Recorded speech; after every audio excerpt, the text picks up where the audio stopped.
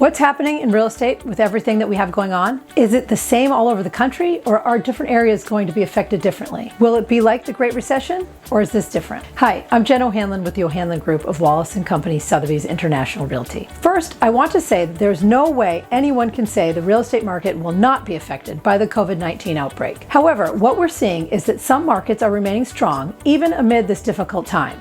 Some people do have to move, interest rates are extremely low, and there are people who have not been impacted financially during this pandemic. As far as the difference between what is happening in the world right now and what was going on back in 2008, one thing we need to look at is appreciation, mortgage credit, number of homes for sale, and home equity. Regarding appreciation, prices have been rising lately, but not at the rate they were climbing back when we had runaway appreciation. The Mortgage Credit Availability Index is a monthly measure by the Mortgage Bankers Association that gauges the level of difficulty to get a loan.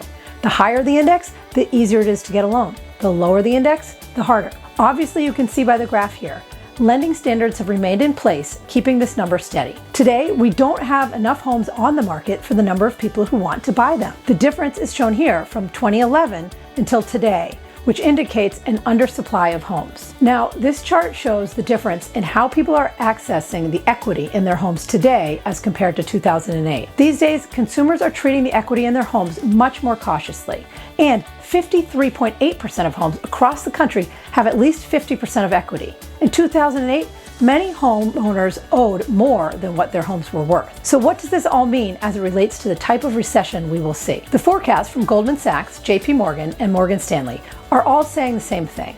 We're in for a wild ride over the next 90 days, the second quarter of this year. But we're also in for a wild ride up through the rest of the year. So if you look at the graph right here, you can see that every one of the major financial institutions that we have on the graph agree that that's exactly what's going to happen. We're going to have what they call a V type of recovery. Strong down, strong up. Like if you took a tennis ball and threw it as hard as you could against the ground, it would bounce right back up again. And everyone is agreeing to that, and that's good news. John Burns Consulting, a major consulting firm in the real estate industry, has studied past pandemics, and they're also saying it's going to be a V-shape, and it's not going to impact housing prices dramatically. This is a quote from their research team. Historical analysis showed us that pandemics are usually V-shaped, sharp recessions that recover quickly enough to provide little damage to home prices. And some very cutting-edge search engine analysis by our information management team showed the current slowdown is playing out similarly thus far. In closing, from everything that I've read on what is going on right now and what has happened in the past, it sounds like the real estate market is going to be okay.